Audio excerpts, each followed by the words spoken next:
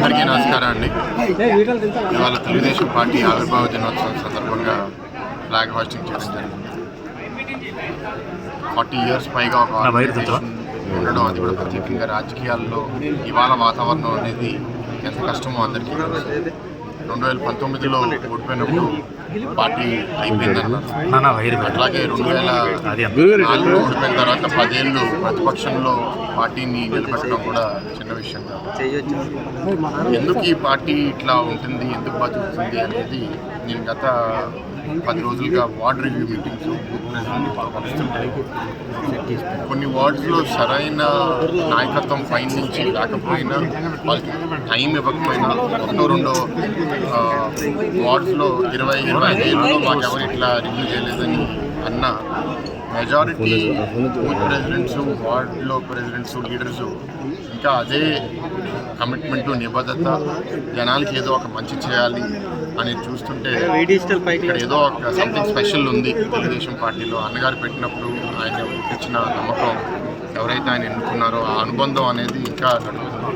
నేను కోరేది ఏంటంటే, ఇట్లా విలువలు కలిగిన పార్టీ, విలువలు కలిగిన నాయకులు ఎవరైతే కార్యకర్తలు ఉన్నారో వాళ్ళందరినీ కాపాడుకునే బాధ్యత కాబట్టి మా మీద భవిష్యత్తులో నెక్స్ట్ 30-40 years ఇట్లాగే పార్టీ మంచిగా కంటిన్యూ అవ్వాలి అంటే సీనియర్సు, మంచి ఆలోచన ఉన్న వాళ్ళందరినీ కాపాడుకుంటూ యువరక్తంను కూడా తీసుకొచ్చే బాధ్యత మా అందరి మీద ఉంది. ఇవాళ విశాఖపట్నం పార్లమెంట్లో కూడా మా పార్లమెంట్ ప్రెసిడెంట్ కొత్తగా గండిబాబు గారు కూడా పదవి తీసుకోవడం జరిగింది.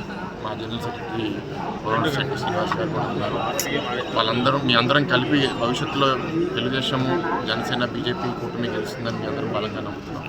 వచ్చినప్పుడు మా బాధ్యత ఏంటి అంటే, పార్టీలో ఏదైతే మంచి ఉందో దాన్ని ఇంకా బలపరిచి పెంచుకోవడం, ఎవరైతే కొంత దారి తప్పారో వాళ్ళని తిరిగి మళ్ళీ దారిలో తీసుకుంటాడు. అండ్ నెక్స్ట్ 40 years కోసం పార్టీ ఇదే ఉత్సాహంతో ముందుకెళ్ళాలని చాలా బలంగా నమ్ముతున్నాను. ఎందుకంటే ఈ పార్టీలో చాలామంది, లక్షలాది మందికి ఒక అంబ్రెల్లా లాగా, ఒక ప్రొటెక్షన్ లాగా ఉంది. వాళ్ళందరూ ఎన్నో త్యాగాలు చేసి వాళ్ళందరినీ చూసుకునే బాధ్యత కూడా మా మీద ఉంది. ఎందుకంటే వాళ్ళని మేము చూసుకుంటే వాళ్ళు ఇంకా జనాన్ని చూసుకుంటారు. ప్రత్యేకంగా రూరల్ ప్రాంతాల్లో కార్యకర్తల పాత్ర చాలా చాలా ఎక్కువ. సో వాళ్ళని కూడా ఇవాళ ఏంటంటే రాజకీయాల అబద్ధాలు, చీటింగ్ ఎక్కువ అయిపోయి జెన్యూన్గా ఉన్న నాయకుల్ని చాలామంది దెబ్బైపోయి సైడ్ అయిపోతారు. అది అవ్వకుండా చేసే బాధ్యత మాత్రం నేను తీసుకుంటాను. ఈ రోజు నాకు అది ప్రత్యేకంగా, ఎందుకంటే ఇది సంస్థ గురించి కాబట్టి, సంస్థని బలపరిస్తే సంస్థ బాగుంటేనే అందరు బాగుంటారు. ఆ బాధ్యత మేము చూసుకుని సంస్థని ఇంకా బలపరుస్తాం. దాని ద్వారా జనాలకి ఇంకా మంచి సేవ అందజేస్తాం.